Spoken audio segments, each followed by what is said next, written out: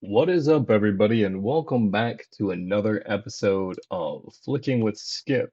This is, of course, Skip Marazzi, the writer and producer, one of the writers and producers for Cox in Space, here with Logan Gifford, who unfortunately had to step away and take a call. But he is here with us to talk about tonight, Quentin Tarantino. And sorry, I should have done this from the beginning, of course. Here we go. You should be able to look at this right here. Now, for you who are viewing at home, you can definitely, if you're watching this as a podcast, you can definitely see the work being done. I'm not really sure if they can see it on the Discord because I don't have that screen up, but here we are, and we're working on the animation frames for Cox in Space. Now, where we are, just to be uh, above board, is that we have tweened Jack's work with an AI that I think is doing good work. It's not ideal, as I mentioned before on this show. In other places, we've had discussions with animators. We would rather do it, we'd rather have it animated in the classical sense, or going for like a 2D sort of thing for the presentation. Archer is kind of an inspiration, the old Man and Stimpy sort of concept. So, if you're interested in helping us out in that way, you think that you can pull that off. I know there's ways to do it. I have not savvy in those and don't have access. I believe you need the Adobe puppeting software, and I can't remember the name of it. But for me personally, this gets it done. This is kind of the tweens in between doing the work to make it work is key for me. Um, you know, there's things that choices that were made that I wouldn't have made because I don't have skills as an animator. One of the things that for me, I would rather have someone who knows how to do animation working on the animation because they have experience with how to express emotion through animation. What's up, buddy? You still there? All right. It seems that we have lost Logan. Well, you know what? We got a lot of Tarantino to get through, and not a whole lot of evening to do it. I'm not sure when Curtis is going to be here. He said that he was planning on coming in as well. But let's just get started. We talked previously. What's up, buddy? Welcome back. Okay. I see that you're on mute. How's it going? Yeah, How I'm are you? here. I'm sorry. Okay. Yeah, just had to talk to my grandma about the things that are happening with my wedding and everything. Nice. Also, Skip, I don't know if you're on the record right now. We are now on Flicking with Skip. So welcome, Logan Gifford, to an episode. I think this is your first Flicking with Skip episode, right? It is, but very first Flicking with Skip. I believe I was there for the inaugural Flicking episode, Okay, the Flicking with Frank but episode. yeah, but not since the reformat. No. Gotcha. That's awesome. Yeah, so I was just introducing that we were going to be talking about Tarantino tonight, and I was just about to roll into it when you chimed back in. So as they say, let's get into it. How's that sound? Absolutely, man. Let's go. Uh, Um, I, and, and I do want to preface this by saying, I am a fan of Tarantino. I hadn't seen a okay, lot of his early work, but a lot of fair, his fair, popular work right. I'm very, very familiar with. Skip, I know you know this, but this is more just for the audience's sake. Yeah, I mean, You know, we haven't publicly talked about any of this, so we definitely should bring everyone in on the scoop. Um, I had been exposed to Pulp Fiction in college, and it was a massive hit.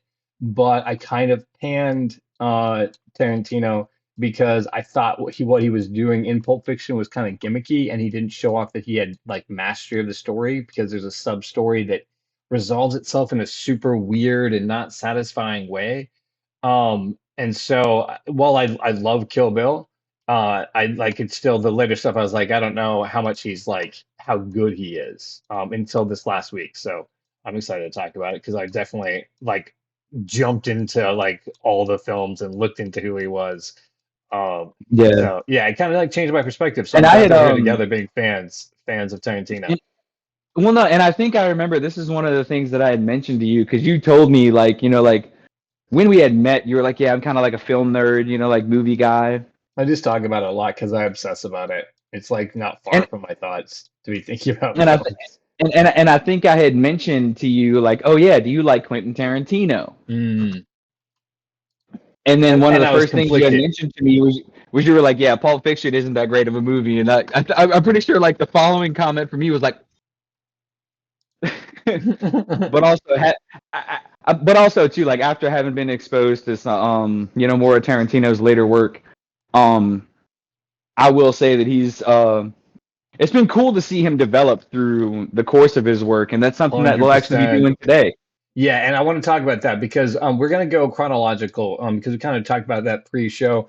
And I think it's probably the best way to explore and understand who Tarantino is because I'm going to blow the secret right now. I think Once Upon a Time in Hollywood is a masterpiece as far as like doing exactly what you want to do with film and not wasting a single frame. So from beginning to end, I have one like minor complaint with it, but like that's like it's like so petty that like it's just gonna come up as a footnote Okay. to the whole thing. Well, But guys, just make sure you stay tuned the rest of this time so you can see what happens in Quentin Tarantino's latest film yeah, and why Steve was upset about it. yeah, one This will well, be oh, quite the episode, ladies and it's gentlemen. it's so minor because again, this is the episode where I was like, definitely when you were like Tarantino, I was like, okay, I'll give it a chance because you like it. But I was like, I don't think I'm going to be a fan. And then, I've become a fan of Quentin Tarantino from watching his film. So it was a really good thing that happened. So I'm glad that we did this. There is another way that we could have explored the show, and that's through rank. Um, and if you guys want to know, Pulp Fiction is actually the highest ranked film on IMDb. It actually gets a 8.8, which is most of his Tarantino's movies are falling in the between like the 7.3 and 7.8 range. That's Which is generally where. wild to me. I mean, me Uh, personally, just well, see, and I don't mean to cut you off there, no, Skip, on no. his rating. Give me a But thought. one thing I do want to say is that Pulp Fiction being the highest rated movie, Oh I yeah, mean, that's come on, definitely. okay, let's be honest with ourselves. The writing, I mean, and we'll get into the Tarantino cocaine style, but Well, that's the actually the writing next in thing we're that going to one talk was, about. So yeah, you're on it. but the writing in that one was for most part cohesive. Yeah. But I will say Wait, that like Pulp it Fiction? probably wasn't. Yeah, absolutely. I feel like there was Pulp a good way that the Pulp stories were Fiction. woven together, but I Okay, feel like we're okay, getting ahead of ourselves. okay. All right, that's fine. We'll get to it when we get to Pulp Fiction. That's cool. We can talk about that then. I'm looking forward to that then. So the very first film that Tarantino So was okay, actually credited with wait, writing hang on, and time out real quick before we get into the films. There's one more thing that I want to note before we do it, right? Because I'm sorry, guys. I want you to add to this list if there's anything that we're missing. Because what I want to especially look for, since we're looking at the collective work of Tarantino, I want to look at the Tarantinisms, as I'm calling them, which is the things that you see that kind of pop up in every film. And this is one thing that you'll see. There's actually the first one and the last one are tied to each other. But one of the things that you'll see specifically in all of his films, this is we should be able to call that out in all his films. Is it how he likes to repurpose shots or themes from other movies? That's a Tarantinoism. So if you see it or remember in a movie, call it out. Um, Also one thing. names as well. Oh yeah, names. Yeah, that's right. So okay, cool. Yeah, repurposing other movies and names. Yeah, totally. Actually, that applies right. Especially, I've just watched Django Unchained, and I'm like, oh yeah, exactly. Hit that on the head. So and also that those coked out dialogue or monologues. And I think at the beginning of this week, I was sending you a lot of like Tarantino hate speech about these coked out monologues, and then I started You noticing were. them. And then I started noticing them throughout the movies as done by other actors. and to the degree of success that people do that. So I want to talk about those in some of the movies, and I'm sure that you have some that you've noted in other movies that we can definitely and should definitely talk about. Uh, One of my only notes I could say, I guess, just about Tarantino's cocaine dialogue is watch Reservoir Dogs. oh yeah. Oh my God. Oh The my the God. entire movie is cocaine dialogue. Uh, and because they probably were on a bunch of cocaine, But it's she not to just say it's a bad movie. You right. know, No. it's like I say, like So Reservoir Dogs is actually my first introduction to Tarantino, and I when I first saw that, this is actually why I'm disappointed about Pulp Fiction. Damn it. Okay, let's not skip ahead. right, yeah, we're getting Let ahead me of our just lay out. But you're right. No, you're right. You can just if you want to sum up what the Coke dialogue is, it's definitely played out exactly there. Um, Here is the central one, and there's some interesting ramifications that I want to talk about in mature Tarantino movies, but this one in specific is his foot fetish. And yeah. we'll talk about the foot fetish. That's a Tarantinism that cannot be denied because literally every fucking Look, movie. you see, Um, there's every movie you see toes, you see pads. yeah, you see pads, you see, and then we'll get into it. There's more to that. With few exceptions, and I think that he may have phased out of this because he like focused on it for a really long time. Is the cool black guys that he likes to have in his films, basically like the tilt of his head to black exploitation. And I Yeah, don't want to comment too much on that, but that's in the films. Um, and then these soundtrack dominated moments where he's like doing this thing and you're like, oh shit, that soundtrack is the perfect fucking or it's that's the absolute worst fucking choice, but then now it's working because it's so off kilter or right whatever it is. Yeah. because of like what's going on in the moment. You know, it's like Yeah. he's got you know he makes the moment swell with the music choices, and he's got real unique music choices. But especially in the Pulp Fiction section, I feel like we'll be able to get into that. Oh, and yeah, seriously, there's so many more of them. I remembered those from seeing him and seeing his films, and then as I was watching it again, I just went back and was like, yep, that's it. Those are ones for sure. And then that's because what you begin to understand about Tarantino, and this is what I think his fans love about him, is he loves not just a style of music, he loves all music. He loves international music, he Right, loves rap, he loves country, he loves like everything. If it has like notes in it, like he listens to it, he loves it. And then also, this is the last thing: is that he loves cinema. He loves all forms of cinema. And you see it early in his work, and it pops up from time to time. But then also, that's I feel like you really see it in Hollywood. yeah, that's what I was like. I really would like to end with Hollywood because I think if Tarantino never does another film, and I would kind of like to see him do one more. But like if he never does another film, I think he's done everything. That I think Hollywood, and Yeah, that's why we're working our way up to it. I think Hollywood is a capstone achievement for Tarantino and for all film everywhere. Like I think it's one of those that needs to be documented as being like a masterfully done movie. And right. that's coming from a person that at the beginning of this week was not a fan of Tarantino very much. Um, so you want to get into it now? Is Absolutely, yeah. what So with that intro right there? So one of the first credited films that Tarantino had ever been, I believe he was a writer and a director credit, as well as having a role in his own movie as Tarantino and a few other directors do. You know, they like to have cameos. Um, was something that Skipper actually had introduced to me. Let me go see if I can. What was the name of it, Skip? Oh, but you talk about the 1987, My Best Friend's Birthday. My Um, best friend's birthday. yeah. Yes. So So this was actually Tarantino's first credited film.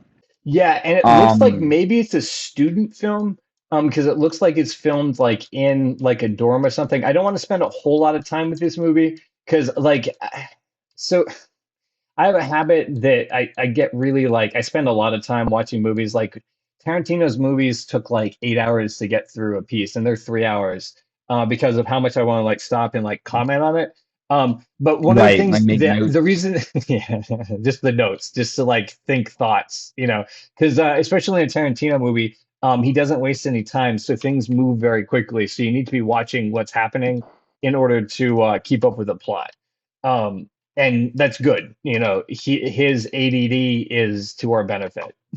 because Yeah. you have to Tarantino watch his movies movie. always have a pretty decent pace about them. He knows how to keep you interested. Yeah, yeah, and that's I think again I think that's because he has a very short attention span, and so he knows that other people do, and so he makes movies that they can watch because it keeps their attention span, And even if you're just catching up in the moment, you're still like, okay, it's this guy versus that guy, or whatever you need to know about it.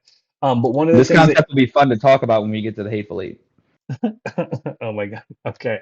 One of the things that it's introduced is his Coke monologues. Like the movie starts with a Coke monologue, and then I just laughed. I was like, "This is how Tarantino decides to introduce himself to the world." Is like this DJ who is going on a Coke monologue, and it's about how he was gonna kill himself, and then he didn't kill himself because he went downstairs to go get a knife to slit his wrists, and then he realized that the Partridge Family was on, and he watched the Partridge Family, and he felt like things weren't so bad, so he decided not to kill himself. Um, so and it hits two of the things on the Tarantinism because it's not only just the coked out monologue, but it's his love of media. And like how media is life changing, and it's like you see it again from just like this beginning like student work. And it's really like you said, it's an amazing way for Tarantino to introduce himself to the world with and I would almost consider that another Tarantinism because from what I did see of it, I didn't see it all, I will admit. No, it's all right. Um, It's not but you're not I'd really missing imagine much. It's kind of all over the place. right, but like it has that very It does deserve the choppy 5.5 it has. cinematic style where like there's no transition between scenes. It'll just be cut and then new Yeah, and scene, boom. again, very Tarantino. Like he's still doing that from Right. the beginning. It's And just like, and then another thing happens, and you're like, oh damn. yes, it's his storytelling is very there's it's not very transitional. You have to be paying attention to how things interweave. Yeah, yeah, exactly. And that's you have to be able to follow along with him. So the story centers around him, and he's trying to pick up this hooker. Sorry, he's trying to pick up this escort for his friend because it's his best friend's birthday. Um, and he also seems to pick up every girl successfully because it's a Tarantino fantasy movie. Um, Yeah, and someone has to be cool. he's doing this like pompadour and leather jacket with a hoop earring outfit. I don't know Huh. if yeah, so you don't get a like it doesn't really show up as good because I think the background in the first shots you get to see it more clearly as he moves around different locations because he's finally in like darker locations. So you can see his whole outfit, and it's like the thing that he does with what's the guy in Pulp Fiction? John Travolta. The thing that he does with Yes. that character is like where he's like he wants to be Elvis, right? Like that's what that character's motivation is. God damn. Again, I feel like we're getting ahead of ourselves. We are, but like you see the roots of it in this moment right there, where Yes. like that's how Tarantino sees himself. So this is like what a cool guy looks like to Tarantino. And so like he's doing that thing. He's like kind of like hillbilly punk rock, but like the Elvis look. So So anyway, also, Skipper, not to spend, a whole lot of time on it, but apparently, just after giving this film a quick little search, apparently, it had an original runtime of 70 minutes, but because only he was but still going only fucking 36 along. minutes of the film are edited all together. I think you can see that too. Because I was going to call out the feet moment in this movie. Because that feet moment is the call girl that he had like picked up earlier. Um, sorry, this thing's not working the way it's supposed to be. Give me 1 second. It's so stupid. But she's like posing for the camera, and the first thing that we see for her is her feet. Makes sense. And so like again, it's like you're like, oh, there it is, the feet fetish. And then so it comes around that the his best friend just has gotten broken up with his girlfriend just left him and like is like just coming to collect her stuff with her new boyfriend. And then the escort shows up and it doesn't work out between the two of them for some reason because there's a big plot hole, which makes sense if there's like part of the film that's missing. Right. And then of course Tarantino ends up with her. Now, Nice. this is skipping over. There's some fun moments in there where he's like monologuing and doing the coke thing. But I think if we spend too much time on this movie, we're not going to get to the fun stuff that we actually have to talk about at the end of this, or we'll have to go a lot Right. longer. Yeah. Absolutely. But Um, I mean, but honestly, of course, there's just obligatory to mention in Tarantino's film career as we approach his next work. wait, hang on 1 second. We don't want to miss the one thing that we need to get from my best friend's birthday. I apologize It's all for right. transitioning too No, soon. Hopefully, we it's can all right. edit this. Jesus. It's totally okay. There's just the one thing that you need to know is that he confirms that he has a foot fetish in this film. Um, Oh, from the very first one. yeah, from the very first one. So it's not just that we see that, he has the girl posing with her feet for the cameraman, but he's actually there and he's like, so the escort and him, like you can see that they've gotten it on, right? They don't really Right. show it. They're like partially dressed and whatnot. But so he's like, I used to work in a department store where I had to help women try on shoes. And she's like, "Oh, that seems so terrible. All these women, they have to like try on all the shoes before they know what they like, before they know what they want." He's like, "No, it's actually okay because I have a foot fetish." And it's just like, dang, dude, like from the jump, like you were just like, "Yep, yep, Damn. this is who I am." So I just want to lay the groundwork because I think this is really, really important because there's like a thing that happens in the mature Tarantino that I want to call out when we get to Once Upon a Time in Hollywood. So the foot fetishes is actually a really, really interesting thing about Tarantino that I kind of want to explore. Not for the sexual aspect of it, but more like the psychological aspect of it. So I do find it very interesting that he includes it in almost every one of his movies. well, and this is the thing is that like he puts it out in his first movie because it's so important to him that when he expresses himself that he tells people this. You know what I mean? Right. Like that's a really interesting take for me as far as like, who Tarantino conceives of himself as. Also, can we take a second just to talk about what the foot fetish is? Um, Um, a mental anomaly, man. I mean, no, I'm sorry. Um, that's no shade to people who like feet, but I mean, like me personally, um, I don't see the allure behind feet or toes or painted toenails, anything like that. I okay, don't see the so allure behind it. I'm here's sure the that some thing, men do. and I'm sure it's just too Also, spicy. I say that, but what I was gonna say is like I say that to say I can't understand the psychology behind it if I don't, kind of understand the fetish in itself, which I don't, you know. Yeah, and so that's what I thought you're headed towards. Um, and this was kind of the thoughts is because like breasts you look at because you're like, yeah, okay, cool, life giving. Like of course all people would be attracted to breasts because most likely that was the first form of their like this is comfort, right? And Yeah, then people are also born like sucking titties. Like titties are great. yeah, right. If you're a person who's attracted to butts, then like also makes sense because like that's kind of like mounting position. You know what I mean? That's Yeah. like you get to see You're like fertile, you can run. It's same right, thing with like right, legs, like the thighs, ability like to bear children. Like those are all like cool things. yeah. But then I was like, so psychologically, like those two things, you're like, okay, like as for its actions. But then I'm like feet, but like how do feet connect?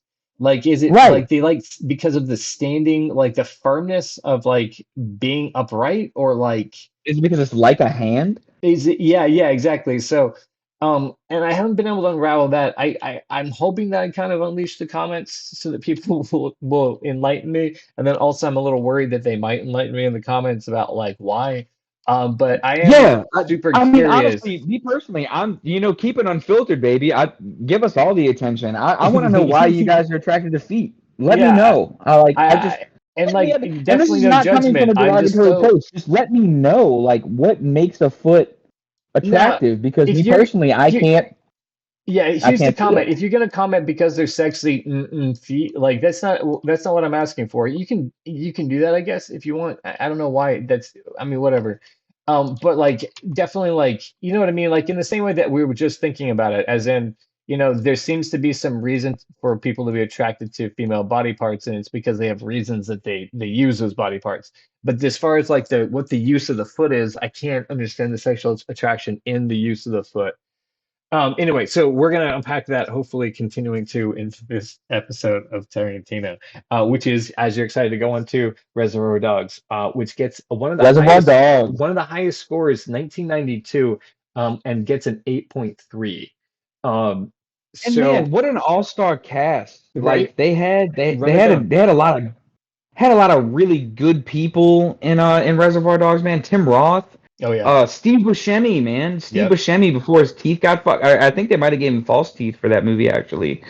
But Steve Buscemi, I will say, actually has one of my favorite one of my favorite lines in that movie where he says, "Come on, guys, we're supposed to be fucking professionals." Yeah, exactly. That movie, if you guys haven't seen it, Reservoir Dogs, is where they get a hit job or something like that, and it all goes haywire because they all start to grab for the money. Um, it was the first Tarantino movie that I saw that I was definitely like, holy crap, like this guy really knows what he's doing. Because the movie is very tight, like just the way that it moves and every piece adds up to another piece. I definitely gained respect for Tarantino on that film.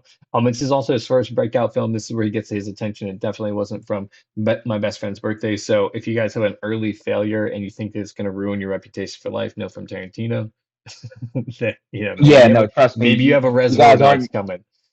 you guys aren't missing much with your first attempt. Right. Trust me. You just Sometimes it takes a second one like Reservoir Dogs, and sometimes you need sometimes you need somebody like Michael Madsen next to you, acting and doing your ideas. And like, can I just give a quick shout out to Michael Madsen Michael Madsen. and I was going to shout him out too. Yeah. I mean, the he fact is. that he played almost the same role in every movie that he's played for Tarantino, but somehow it's been a different character every time. Like different character, but same motherfucker. Yeah, you You say that about across his entire career. Yeah, he's definitely a solid not a character actor, whatever, straight actor. He shows up, he delivers what he's intended to. yeah, So yeah, no, I would give yeah, that, Michael definitely Madsen. good stuff. I'm not. That's not to discount him. He's not like a Vince Vaughn. Where he's like he plays the same vapid, douchebag motherfucker. Like he plays the son of a bitch who always got a little dimension and a little bit of mystique behind him. And that's what I like about Michael Madsen and like the way he acts his character.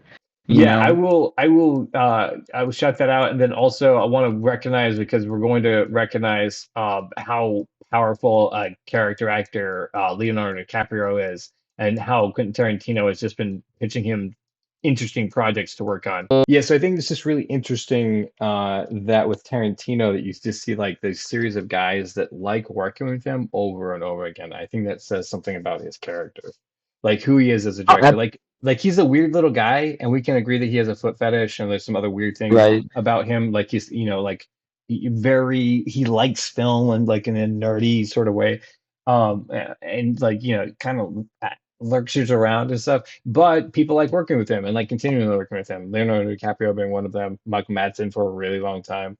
Um, Right. like you don't hear complaints about Tarantino as far as I've heard, and maybe I just have not been in that echo I chamber. mean, and personally, nor have I. Like of all the actors that work with him, like especially like your Michael Madsen's, your Christoph Waltz, a lot of these people who have worked with him a lot. I mean, like even Jamie Foxx for one movie, if he was an asshole, you would expect someone like Jamie Foxx to open up and be like, "Yeah, Tarantino was an asshole," but Yeah, he 100%. wasn't. Like he's actually cited in interviews, and it's actually really funny. And I'm getting ahead of myself again, but I will say that Well, and then also you're talking about a um movie that, I mean, so when you talk about Django, which has the opportunity to go really, really wrong. Like it's not handled with care. That movie is, right, but I feel like Django was really well done. yeah, and again, we're gonna dive into Django because it hit the top of my list as far as, again, I was a Kill Bill fan, but Django's definitely become like one of those ones that like, dang dude, like Yeah, that's how Django you should do was movies. Um, but so anything else you want to say about Reservoir Dogs before we move on? um like I said, it was it was a lot of the Tarantino cocaine. The whole movie, right? Yeah, Like, yeah. The entire movie was dialogue, but I feel like almost this was. I feel like Reservoir Dogs, and this is just me personally. This was almost a mental prequel to The Hateful Eight because interesting. it's got the same because it's got the same concept of how much drama can you create with five people in a room. See, and that's okay. There you go. Thank you for summing up exactly why I respect Reservoir Dogs as being a masterpiece, is because Yes, it does so much with so and little. It see, and has that people and it see, has and their that drama, that goes and past that's a what lot it of does. people. Like a lot of people are just like, oh, this movie's fucking boring, and all they do is sit there and curse at each other, and there's flashbacks that don't make sense. Like, no, it makes sense if it's Tarantino. You got to Yeah, watch it. you have to watch it. You have to like get to allow the Yeah, pieces to be you have put to pay together. attention. 100%. And that's interesting that you say that. So I might I'll have to be honest, and we'll get to the review of the Hateful Eight. But I'll have to give the Hateful Eight a rewatch. That's the only one I realized that out of all his films that I haven't seen. So So now I can kind of give a general like idea. we'll get there in a second. But so we're good with Reservoir Dogs. The next movie that Yeah. comes out that's unofficially a Tarantino movie, and I say unofficially because he's not the writer director on it, but he's actually just a writer on it, is the 1993 True Romance with Christian Slater. Um, so it's written by Tarantino. It gets a 7.9 on the IMDb, but it's not directed by him. I think that people saw Reservoir Dogs and saw that Tarantino had some potential. And so what you see happening next is his scripts getting picked up because people are like, okay, you got cool concepts, but maybe you're a little bit too weird. Um, so Right. Weird guy. yeah. So and he, I love Tarantino. Like I will continue to say as we're going through this. And also I would agree that he's a little weird guy. So probably a good friend of the podcast. If he ever stopped by, we would probably have a good time together because I mean, man, I like the little weird if guys. God forbid, and I don't want to say that even, but if we have a snowball's chance in hell in getting Quentin Tarantino to come and talk with us, But you say God forbid? I Oh no, would. yeah, like that'd be awesome. Like Right? Yeah. I would love if Tarantino's I like, would. yeah, guys, I would I just mean, I'll come over be. there. I would be shitting my pants. Just like, hey, Quentin, come and give us a half an hour of your time. My God, 2 hours. I mean, if we're gonna ask for half an hour, give us 2 hours, so it's worth both of our time. I have a bunch of Mm, questions that I would love to talk to Tarantino about. If this ever gets to him, and he's like, maybe I'll take him up on it. No matter where we are in our lives, Tarantino, you should hit us up, and we will talk to you. I personally will talk absolutely. to you, and then I will get in contact with Logan as soon as possible and be like, Tarantino's coming, we're gonna talk to him. Oh my god. So yeah. Goals, right? So Right. it's a good movie. I think that True Romance shows that Tarantino works, that his concepts work, and he's an excellent writer. He knows how Hmm. characters manipulate each other, and you can have basically any performers do them. As long as they hit the script and they hit it hard, they generally prove to work. So True Romance is one of them. I'm not talking down on the performances in that movie, but there are some weaker ones where you're like, okay, cool. Tarantino does Tarantino, or like when other people do Tarantino, they continue to work. So that's what facts I could say about True Romance. And then 1994. Are you cool with that? Do you have any extra thoughts about True Romance? Never saw the movie. I didn't know actually that Tarantino had writing credits on a movie that he didn't release. So, So this will yeah, be a fun movie to it's a go and sleeper watch. for sure. Yeah, this will be If a you fun movie to go and watch. Yeah, if you get a chance to see it, it's worth seeing just because you'll know that you can compare it to like when Tarantino does himself, um, Right. which I think is an interesting comparison, and that's why I bring it up in that conversation is just for that. Let's see if I can. So yeah, and then it's not bad. Christian Slater is always a good performer to see. Um, and then we have Pulp Fiction, But which we called I out at the was beginning. Sorry. I was just about to say I got real excited when I heard you say 1994. Yeah, 1994's Pulp Fiction. Um, and it gets an 8.8. Is Quentin Tarantino's highest rated film, according to IMDb. Now, that's just according to IMDb.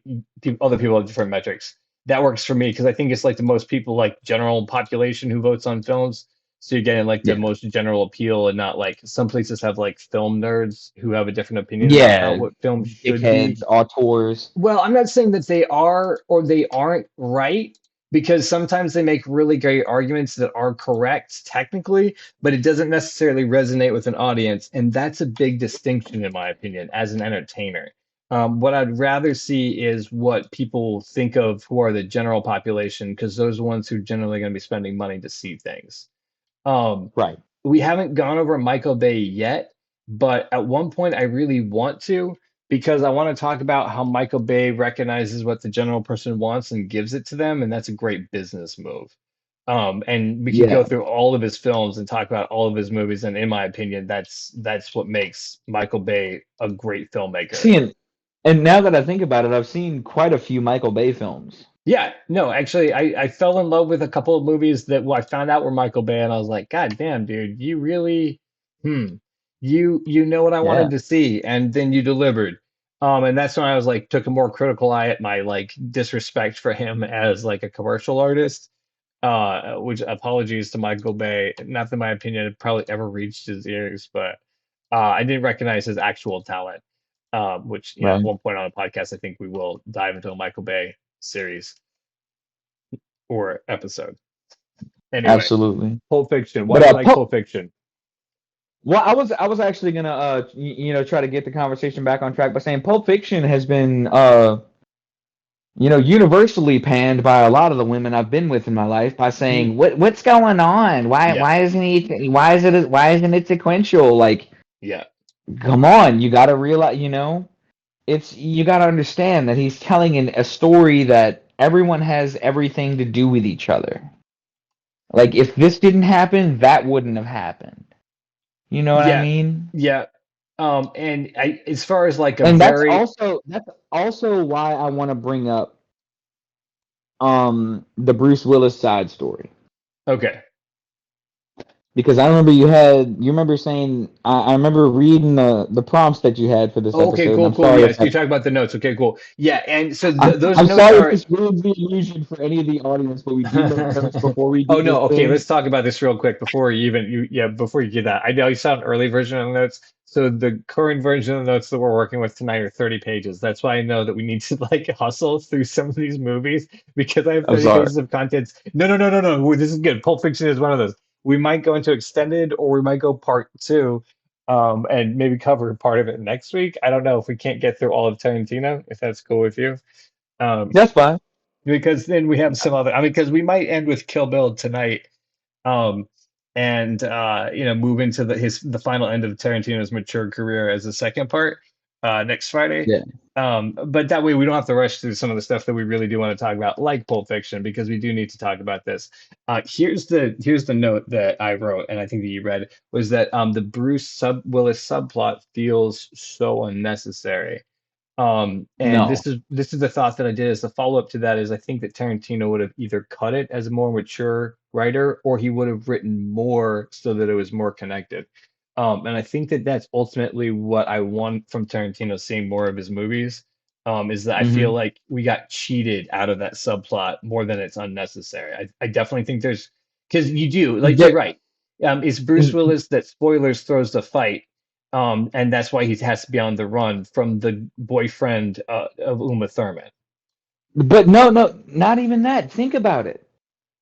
If Bruce Willis hadn't been given the watch, he wouldn't have gone back to the apartment and killed John Travolta. Okay, right, right. Okay, I mean, yes, right. That is how, like, we get to see a story, Because like, ultimately, because that takes place after the diner, you know? Because Jules isn't there.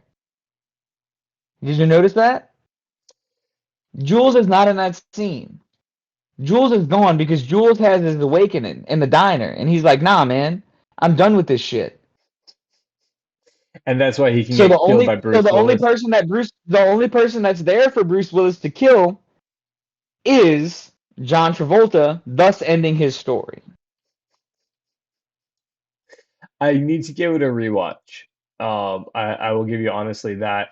I think that the movie is so artsy with the way that it tells the story. Like I think Tarantino does Yeah, exactly what he wants to do, but I think he does what he does in Pulp Fiction, in much like cleaner ways in his later movies. Like I will I definitely. I would say this Inglorious Bastards is a there you much go. cleaner Oh yeah, presentation there you go. of what he tried to do in Pulp Fiction, where it's like it's multiple people interconnected that tell this story, and I feel like he much like, and I'll go back. It's almost like he went back and redid the ideas for a lot of his earlier movies in his later career. Yeah, I think, and that's what you see with Inglorious Tarantino. Bastards was Pulp Fiction. The Hateful Eight was Reservoir Dogs. Interesting. Okay, interesting I connection. don't know.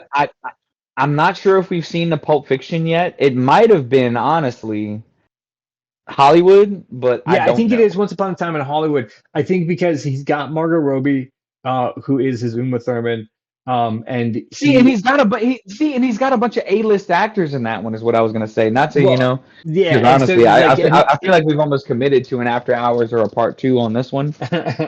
yeah, I think we're going to be talking about. I think we're going to be talking about Once Upon a Time in Hollywood, like for the duration. Like I think we're going to talk about the last three movies for the duration of that. Like because Django Unchained is there Yeah, like too. there's gonna be like Um, yeah, because I mean we still haven't even touched Kill Bill, no, The yeah, Hateful and Eight, I have Inglorious so much to tell Bastards. you. I mean, Like we haven't even gotten to Kill Bill yet. But okay, so I will agree to a rewatch of uh Pulp Fiction, but I do agree that you're right that he remade it as Once Upon a Time in Hollywood because it's his love of movies and love of cinema. Like if you do love Pulp Fiction, you're gonna also love Once Upon a Time in Hollywood once the haters stop hating. I think it's going to ultimately like rank as high as Pulp Fiction is. I think Pulp Fiction gets more points for nostalgia. And that's not a bad thing. It definitely deserves it. And then I think also because it proves that it's a long lasting film. And I think Hollywood will do the same thing. yeah, Once Upon a Time in Hollywood is gonna be another one of those movies where it's like, oh yeah, have you ever seen this one? It's Uh, like I yeah. I feel like that's gonna be one of those movies where you show your friends and they're like, whoa, Yeah, yeah, in like exactly. 20 years. Like it's definitely, yeah, like it's one of those films and I feel like I'm overhyping it, but at the same time, I don't think you can. I think it's one of those movies that will be celebrated cinematically. Do you feel like we've covered everything in Pulp Fiction? Um, I mean, there's still a lot to Th be said. There's I a mean, couple of things that I do want to point out. Because one of the things I do, I mean, like even though like didn't personally enjoy this film as much before, and I think I probably will enjoy it more, just like respecting Tarantino for the filmmaker that he is at this point. mhm. But I recognize that it is the cult classic, right? And while I'm not a huge fan of the style for the way that it was initially, and I think I can appreciate that more now, the Samuel L. Jackson monologues, and of course the way that he's worked with Samuel L. Jackson through his whole what is it called, movieography, where all the films he made. Yeah, Filmography, yeah. yeah, filmography. Yeah, and how like Samuel L. Jackson has shown up like every multiple times in his movies, and he's also like given him great stuff to say. He delivers Tarantino monologues like a champ. And he does it in all the characters that he's allowed to play. I'm glad that those two guys became friends because you see, especially through his career, that Samuel L. Jackson could have been pigeonholed into like roles, and Tarantino gave him an opportunity to play like interesting roles. So I appreciate that about their long-term friendship, at least their career friendship. Of course, there's the Okay, body so in the now that back I seat with Pulp Fiction. Sorry, I didn't mean to rush ahead. no, it's okay. Go ahead. The Royale with cheese conversation with my God, Travolta, and then them ending up in that same car with a body in the back seat, who I think ended up shooting himself. Is that right? Or he turned No, around. No, he turned around so to comment. He's like, "If you say one so more yeah, thing, yeah, John Travolta. turns around and he has this chrome-plated 1911 pointed right at the guy's head, So fucking and it's stupid. like they hit a bump, and you can see like Yes. it's framed up, and you can see his finger on the trigger, Yeah. and then it's like they hit a bump, and he accidentally shoots him, and Sam Jackson goes, "Oh man, what the fuck?" And then John Travolta delivers a very iconic line, in my opinion. He goes, "Oh man, I shot Marvin in the face." Shot Marvin in the face. Yeah, Yeah, then Harvey Keitel is the cleaner. Harvey So Keitel. Yeah, you know what I'm saying? Like, it's not like I hated all of Pulp Fiction because there's some great moments in those movies. I just didn't feel like, it held up altogether. Of course, I'm gonna go back and watch it again. Um, and we can't not talk about the Uma Thurman overdose, which is like a series of images that will stick with you for the rest of your life. It's almost like the first time that you watch Requiem for a Dream, like some of the stuff you see in those movies, where you're like, God damn, yeah, that's in my brain now. Like yeah. You her, know, the like you bloody watch a lady nose, accidentally snort heroin. yeah, the injection, the needle in the heart in her bare chest, right? It's just Yeah, like them screaming about how nobody knows how to do it and they're gonna try to do it anyway. It's just like human scary. They right. you know what I mean? Like Tarantino does this thing where Very he just like like knows what almost creeps people almost out, being relatable, where it's like, what would you do? You know, and like this is what you would probably do. right? Like, You know? so maybe he's a weird little dude, but it's probably because he's an alien who's sent to study us humans and make films about us. You can tell that he thinks he's being really funny. So, Oh yeah. like, I think every And Tarantino I film would is argue actually a that comedy. every Tarantino film has a level of humor to it, whether it's Yeah, verbal exactly. or physical. Yeah, exactly. Um, there's a level of humor to it. Like, and that was one of the things I was gonna say. Like if you didn't make it through like the first scene of Hateful Eight, you missed like one of the best physical comedy bits in that entire movie. And that's why I'm definitely inclined to go back and see it. I wasn't in the right headspace and I wasn't like ready to watch a film when I went to go see it, because you can't just go half-ass into a Tarantino movie and be like, this is gonna work out for You're me. right, yeah, especially not You're a in for a ride, voyage. but motherfucker, like buckle up. Yeah, So a like when voyage like the Hateful Eight. yeah. But if I was But like, yes, let's do it, and that's where I was like, about it. I'm probably gonna have to actually, you know what? If we go a two-parter, that means I don't have this extra homework except for watch The Hateful Eight, and to rewatch Pulp Fiction so we can talk about it next week. So okay, absolutely. cool. That would give me a One chance thing to I do want to it. go into before the end of the episode, just so we don't have to talk about it again, is I never did see Jackie Brown. What can you Okay, tell me and the audience about Jackie Brown? we'll hold up real quick because we haven't quite got there yet. Not yet, but I can. Not Like, Jackie Brown yet? Okay. well, yeah, no, because So I there's guess I have some homework as well before next week. I have to watch Jackie Brown. But yeah, no, that gives us the opportunity because I think that's well, it's not. It's the end of the '90s. There's an interesting thing that's happening in his career, and I'm just guessing. One of the things that is happening in the background of these movies that you don't notice is I think it's around this time, and if you want to look it up right now so we can verify, it's either Pulp Fiction or True Romance, or Natural Born Killers. It's right within this time of the 1992, 93, 94, that he gets connected with the Weinsteins, and they start And funding his movies. 94 is Pulp Fiction, but he's still with Miramax. He Okay. releases Jackie Brown, Kill Bill 1 and Kill Bill 2 all Hold under up. Miramax. Um, is Miramax a Weinstein like company? I do believe so. Oh, is that okay? Yes. Gotcha.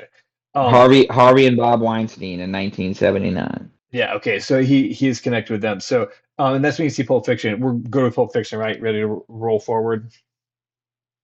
I'd say so. I mean, Oh crap! You know what we need to do real the, quick? It is right about the top of the hour. Before we roll into the next movie, you want to give a shout out to just point out this is a Cox and Space podcast, and this is Flicking and Skip.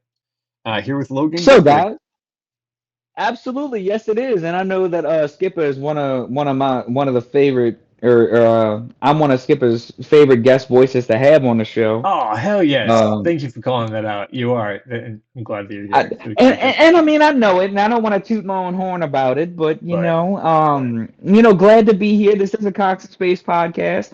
Make sure y'all tune into the Discord. Make sure y'all go subscribe to the Patreon. You can become an official crew member by subscribing to the Patreon. There's multiple tiers, and one of the tiers, I believe, still Skipper, let y'all come hang out with us on the podcast. Share your ideas. Let us know who you are. Yeah, and that is available if you guys Of go course, to support us. coxinspace.com, coxinspace.com. The Discord link is up there. coxinspace.com. Yeah. Definitely do not typo that. The other That'll domain bring is you to like something parked or you do something. not So want to see. if you know We who are we are owns the currently other in the domain, process, I believe, of purchasing the COCKS um yeah, domain. That way, I would love to find who has that one because they had a funny idea that was similar, and then just get that from them. But yeah, so you can also connect with the Facebook and you can connect with our Patreon. Patreon lets you become a co-owner of the Cox and Space property, so when it pays out, we all get paid out, and you get paid out. So you can just put in as much as you want to over time. Like Logan pointed out, there are tiers, and then that makes you a producer of the show. Producing the show lets us do cool things like get in touch with animators who like to work for money, and more illustrators who do the same, and pay our voice actors like Logan here, and pay our musicians how you like our doing? good friend Kate. Um, so yeah, that's where it's going to. So guys, if And, you and, like these and shows, what's up, buddy? I'm sorry.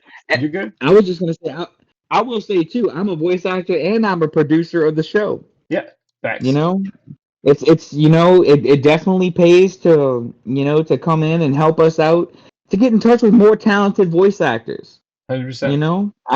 Lord knows I can't do it all.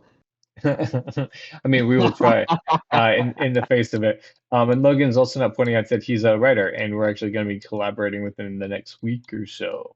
Because we were getting to the point where we're going to start putting all the jokes that we can into episode 3. And Logan is So our tune into faithful that, joke y'all. guy, um, because we need it. Once Aaron and I look too closely at the story, we miss all the jokes that are sitting right in front of our noses. Um, Right. that's why we need our good friend And Aaron. I did notice that helping y'all out with I think the second episode, I was like, man, it's right there. Why did you say this? And You know? like it seems obvious, but we've been constructing a story. That's why Right. those things are less obvious. And we need our good friend Logan Gifford, and we're gonna have Lisa Green coming to join us as well. So I'm excited about that. That way we can have a very balanced look. I don't want to be misogynistic or misandrist, so I'm trying to hit that balance, because it's Cox in Space is about jokes making fun about gender, and but it's also about, regardless of all the differences that we have between us, we have a lot more that's in common, and the best thing we can do is Well, try to be friends with each other, because I would even go as far as to say that like Cox in Space, if you're mature enough, is jokes about sex organs with a bigger message. yeah, I mean, sure, yeah, that I mean, we have anatomy. That's kind of the joke is that that all Right. exists. So, Body um, humor is relatable. yeah, and regardless of how you feel about that anatomy, like we've talked about in some versions of the show, if you guys haven't checked about it, we have a great one called the Trans Neurospicy Class War, where we discuss some stuff with Lisa Green, and it's fun. It's a fun podcast. So, but like, yeah, just but everybody has a anatomy, and just our differences make us betterly collectively better. There we go. Those words. Not a Tarantino thought. Glad we were having it though. Well, no, I mean, Okay. because I mean, we're about to sign off the regular air Oh, I'm anyway. sorry. That's right. But We're doing a shout out. Yeah, that's right. I'm sorry. So that's why we collect together to work on this show is for those reasons. absolutely, So we definitely want a multicultural, multi-religious group of people working on this. We're trying not to cater to anybody, but of course, when you sign on to Cox in Space, you kind of understand, what you're signing up for, hopefully. it's yeah, it's jokes. Just just dumb jokes. Anyway, so here we're working on that and talking about Tarantino. So thanks for tuning in. Sometimes we get lost in the sauce on the podcast. Longest shout out I think we've ever had because that was a 6 minutes. Generally I speed through them. But high five to us both, Logan Gifford, you and I. I do like a minute maybe. I'm like, oh man, should I go longer? But we did it. Um, Well, no, I mean, this is why I say, you're one of my favorite. Like I said, not to toot my own horn again, but I like to consider myself one of the favorites on the show. yeah, no, Um, we continue to write just characters that creator wise, like yeah, not to be audience wise. I don't know what the audience thinks of me. I yeah, hope they like me. the collective audience. Um, Right. I'm sure that they do. The collective project of the audience. We were about to roll into Natural Born Killers, which happened in 1994. It's a Tarantino Okay. movie that stars Woody Harrelson, and Woody. it has a 7.2. Have you seen this one? I hadn't. Again, this is one that I hadn't realized that Tarantino had officially released. Did he direct this? So this is written by but not directed, and this is what I'm talking about, kind of like the point of his career that I think they're trusting him with scripts, but they feel like he might be not capable of directing. And this is just speculation on my part. There's no confirmed sources on this or anything like that. I'm not telling you like breaking secrets about Tarantino. I'm just guessing because I'm looking at the work at that time. You see that he has like a huge following around Pulp Fiction, but at the same time, he just has other projects that he's selling off to other people, and they're also Right. proving to be successful. So if you haven't seen it, it is fun. I do. It's basically a Bonnie and Clyde story with Woody Harrelson, and I really don't know her name, but as soon as you see her, you'll recognize her. Um, she did a lot of, I like Woody Harrelson too. and What yeah, was the name of his that movie? Natural Born Killers. Natural Born Killers. Okay, that's And gonna if be you another just one for my homework. Yeah, his IMDb, if you look it up under writers, I knew that he had had a couple of those. That's why I wanted to make sure that I got those listed as well. Um, so yeah, again, I recommend it. I wouldn't say it's an official Tarantino movie because he doesn't have like he's not fully at the helm on that. But it is an interesting movie to check out nonetheless. Again, the coked up dialogue. I believe that there's. I don't think you get like extended like feet scenes or anything like that. Like the directors, don't have those fetishes, so they don't necessarily fight for those scenes in those movies. Right. Um, but then, because again, I'm going to point out what you're seeing this general trend, and we can kind of skip through the next section of his career and get to the stuff that we're thinking is more interesting and we'll have more fun talking about. But he helps co-direct four rooms in 1995. It has a low rating of Oh, Room. 6.7. Yeah, have you heard of this one? Tim Roth shows up in it. I've heard of Four Rooms. Yeah. And that's one of the Coke monologues that I sent you. Tim Roth in a bellhop uniform, and he's Yeah. like putting money from one pile to another, and he's like, Yeah. And putting. you've got to Yeah, you got to choose choose one, the moment man. in your life, yeah, you know the one now. Um, 5 seconds of work for the rest of your life. yeah, yeah, exactly. Yep, I think it's his Fucking thing. quitting. Um, so if you noticed in the spoilers, I'm not going to comment on it when we get there, but Tim Roth was also supposed to be in Once Upon a Time in Hollywood, but for some reason got cut. So I would like I to did see see that in the the deleted credits. scene. Yeah, did you see that? It says cut, and I'm like, I, ah, I, I man. noticed it in the credits. It said Tim Roth cut. And I was like, what? Yeah. Why So did y'all cut Tim Roth? I'm glad he put it in, but that runtime is still really, really long. Like it's It's 241, I super think, long. is Yeah, like yeah. I'd imagine like the Tim Roth scene was probably another 20 minutes. Maybe. Yeah, you look at a 3 hour Because movie at that point. Tim Roth is a hell of a monologue actor too. Dude, Because also, if we can call back to Pulp Fiction, yeah, him in the diner with Honey Bunny is compelling. there Like, you let's be go. honest. And He he had a owns lot it. of emotion in that scene, and yeah, like you said, he owns it. You really felt like that man was there to live or die that day, and We should take this it moment to was call out Tim cool. Roth. Yeah, I mean, we don't have to necessarily call it out in all the movies that he's in, but like just one hell of an actor.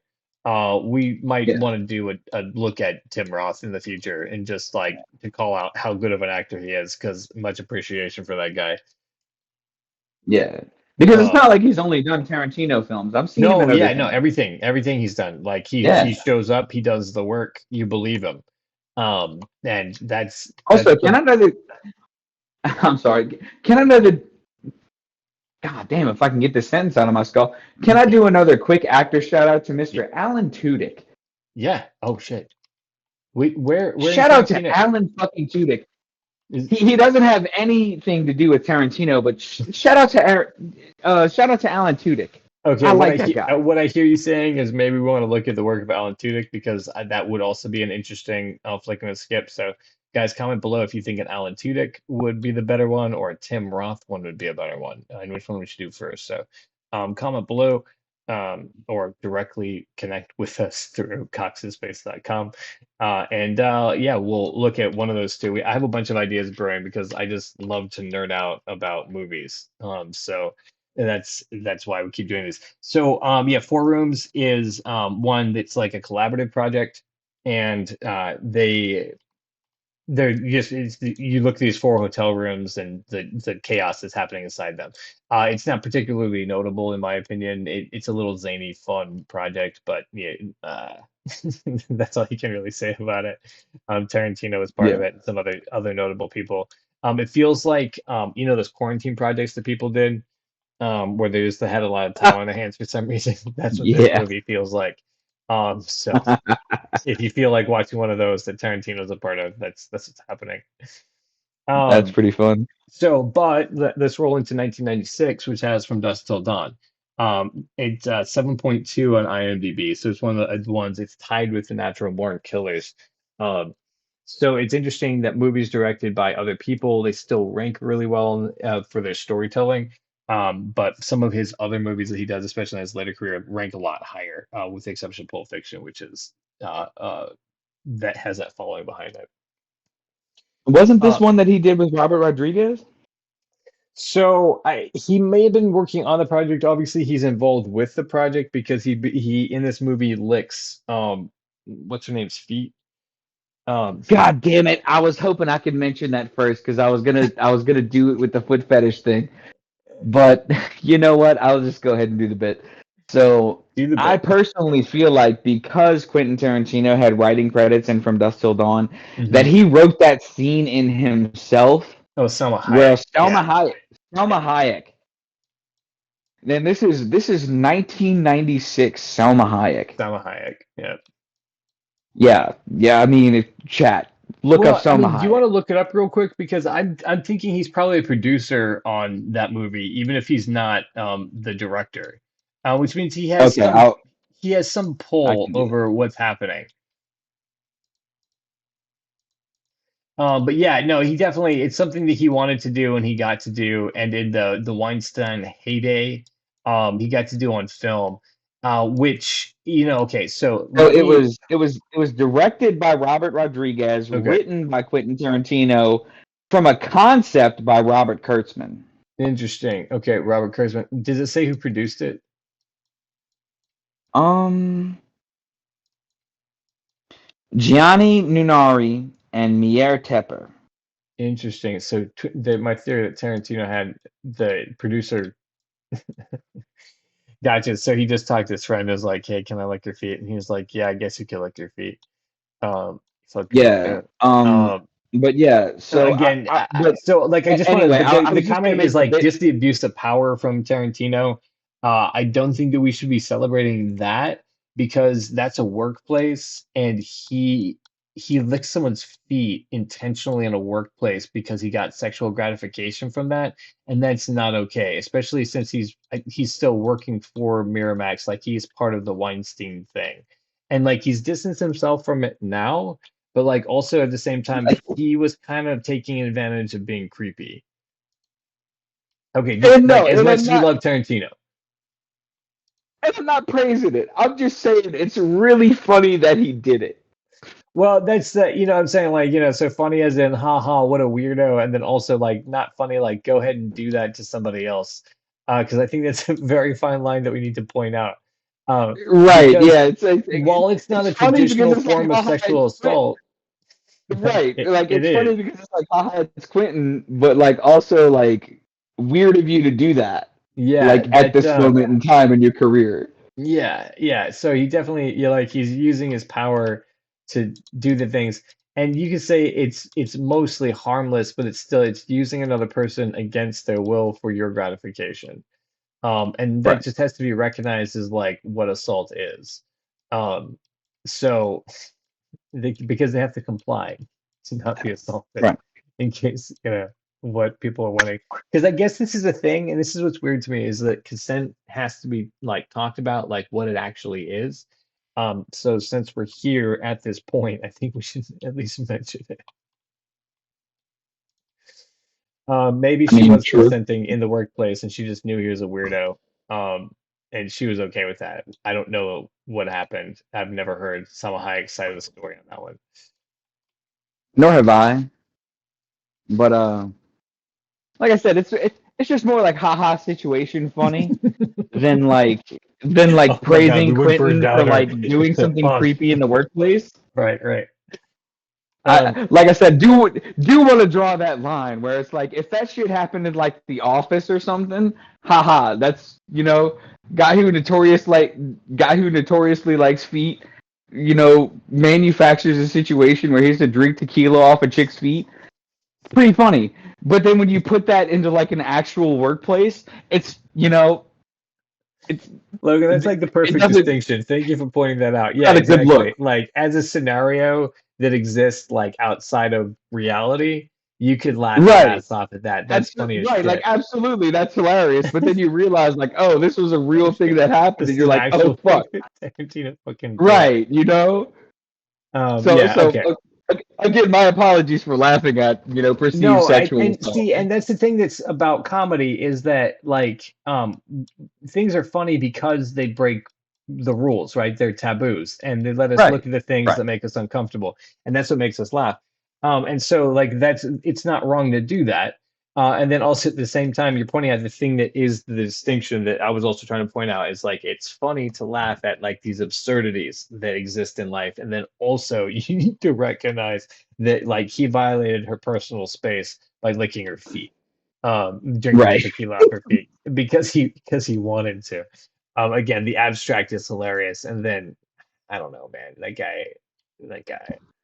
That's one of the reasons I was also like not a big fan of loving Tarantino because there was loving that.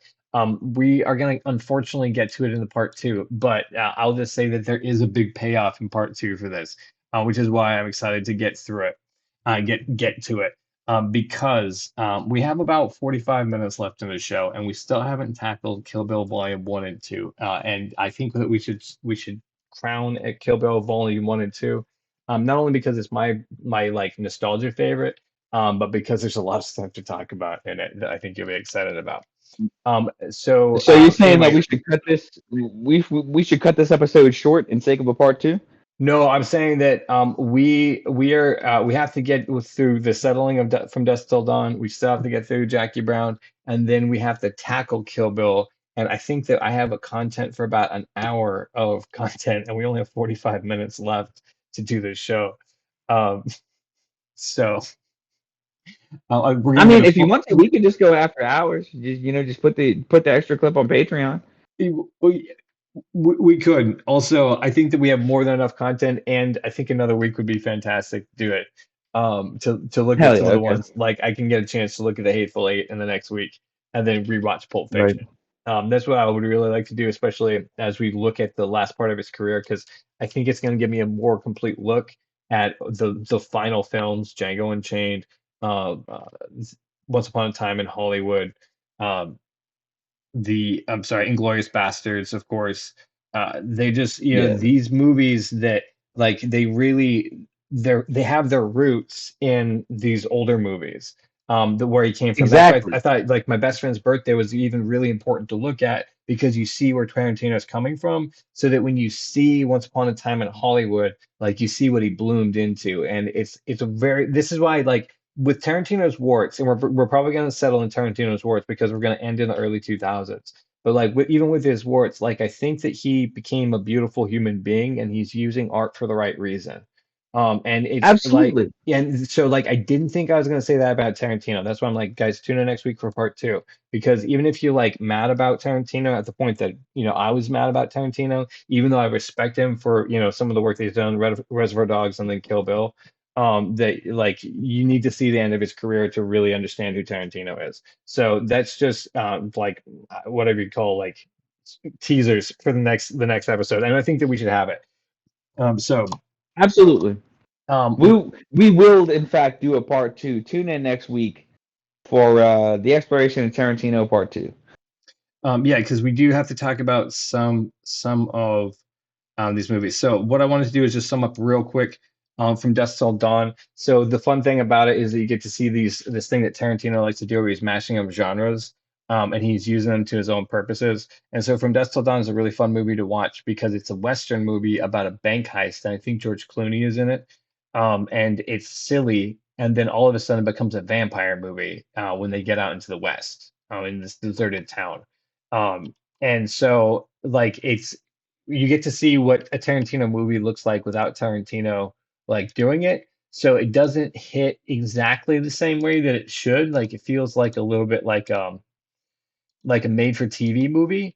Tarantino would definitely Yeah. do like a Western and then horror style instead. But that's like the only critique. You see like what he is when it's just the words that he has to offer them. So I would also suggest seeing From Dusk Till Dawn if you haven't, just to like kind of round out your view of Tarantino. Um, any wrap up thoughts on From Dusk Till Dawn? Hadn't seen it, need to, but Robert Rodriguez What else piqued did my he do? interest from the Grindhouse movies, actually, Oh right. which is Okay, another gotcha. one. That's why it Which sounds is another one familiar. on the list. Yeah, that's another one that's on the list here soon. Terror The Planet, right? That's the Grindhouse one that he does. movies. Yeah, I was trying to Terror remember the Planet, other director, Death and I, Proof. I got wrapped up and didn't look it up. Yeah, okay, so cool, Um, cool. So yeah, that they're working together on that. So it's yeah, it was. probably that Tarantino was a bug in his ear enough to at least, lick the feet. Not to bring it up But I again, but believe it his was his three. foot fetish. Wasn't it three small movies, Skip? It was Planet Terror, Death Proof, and there was another one, wasn't there? Um, I don't, I they it feels like there should be one, but there's not actually. But those actually come out in 2007. Yeah. So we're gonna hit it soon, but we're still at the end of the 90s. But you are correct. Oh, gee. But yeah, thank you for reminding me of like where he connects later, because I was like, I know there's another one. I've definitely seen Yeah. it. It's not written or directed by Quentin Tarantino, so it's actually outside the scope of like what we're talking about. But I didn't remember that connection. So that's cool. So yeah, Robert Quentin Rodriguez Tarantino from has Dust Till Dawn. Quentin Tarantino has a super interesting cameo in Planet Terror. I don't remember what it is, and I'll be excited to talk about it when we put those two together. Because I have thoughts. I have thoughts about both of those movies. But I think again that's going to be part two because we have so much more. You don't know what I have in store to show you. I think we're gonna have to do an extra long episode just to finish Kill Bill. Oh So my God, I'm dude, serious. I'm Like excited. this is Let's why I'm like go. I'm not Like, I even don't have a time. We don't I'm have a not even time sure. limit tonight, Skip. It's Friday night. Well, yeah, I'm stoked. And also this is we're all recording on Labor Day weekend. I'm getting an extra long weekend, so I'm excited about that. So I'm gonna have more time Oh to, edit, yeah. and it gives us more time to, work on these things. Um, but And so honestly, okay, too, cool. So From Dusk Till shout out to Dawn, working for redacted corporations. is that the end of this You weekend? know? Yeah. So we get to have the reason that we enjoy going to these jobs is so that we have the ability to do content-based podcasts and talk about things that we enjoy. So so From Dusk Till Dawn, that was we'll wrap up that one. Then the one Yeah. that you wanted to talk about, I didn't want to jump ahead to. It's Jackie Brown. And it's 1997, 7.5 on the IMDb. So this is actually one that I hadn't seen, but I wanted to see. I was gonna try and watch it last night after Hollywood, Okay. but Hollywood was a 3 hour odyssey. And Jackie Brown is 241. Um, Yeah, I wouldn't have made it. Yeah, so it's also another long movie. I will say this though. If you haven't seen it, you haven't missed a Tarantino film because it's actually based on a book called the Oh, Rum Diaries, Rum Logs. So oh, the Rum here, Diaries. no, it's not the Rum Diaries because that's Hunter S. Thompson. Um, Oh, but here's how far that I've gotten into the movie. Is Yeah, it's 234. If you look up on IMDb real quick, you'll be able to tell for sure what the book was based on. I have it in my notes, but I haven't converted my notes to typing them. If you guys want to know behind the scenes method, when I watch films, for this is I'll watch the films and with a notebook, and then as the movie goes on, write down, my thoughts on the different things that are happening, and then type them as a summary at the end. So I've gotten through Jackie Brown probably 40% of the way. But I was also in the place where I was like, well, it's not really a Tarantino movie, even though based on Rum Punch, Rum Punch, thank you. And based so on the like 1992 novel Rum Punch by Elmore Leonard. so what it feels like to me is that they're trying out Tarantino and they kind of sold him.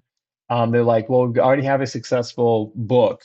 We're going to see if Tarantino can actually do a movie. Because again, I want to point back at all the things that just happened. So the last time that Tarantino directed a movie was in 1994. So he came out, he did 1992. He got a lot of acclaim for it. And then he sold a script, and then he did a movie, and then he sold a script, he kind of co-directed a thing. He sold a script, and now he's at the helm of a movie as a director. But it's not his story.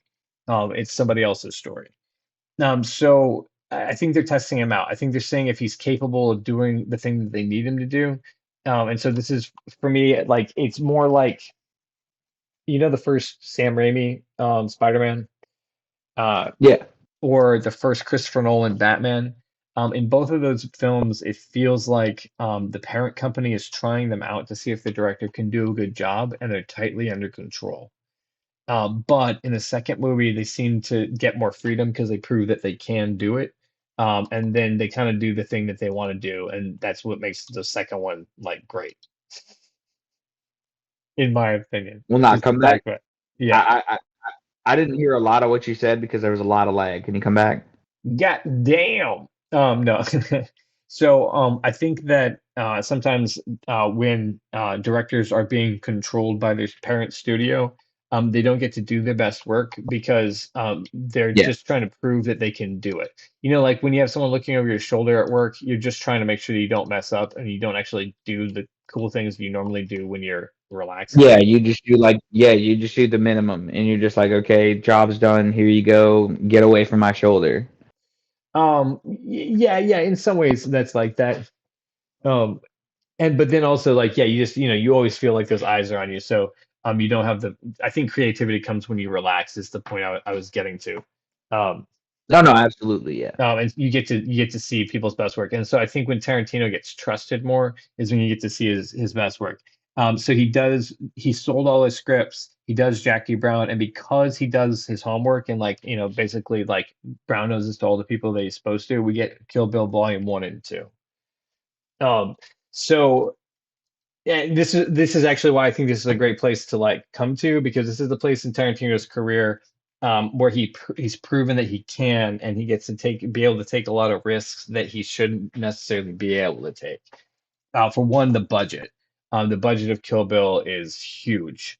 Multiple locations, huge sets, huge fights, cinematography that's like out of this world because of the way Worth that it every fucking rotates penny. through the fights, the soundtracks that they're paying for, the fact that it exists in two movies and both of them are like almost 3 hours long a piece. So it's like a 6 hour super movie. You know what I'm saying?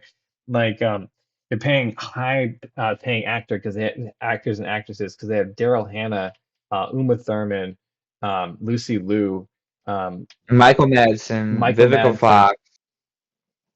Oh yeah, right. Yeah, Vivica Fox. So and then that also these are not people who are trained to do martial arts naturally. I mean, they probably have good cardio and they work out a lot. But they have to be trained to do that. So like all the work that makes them be able to pull off these fights. is Right. like really important to think about too in the budget Choreography. Yeah. of Kill Bill. Um, it's fantastic.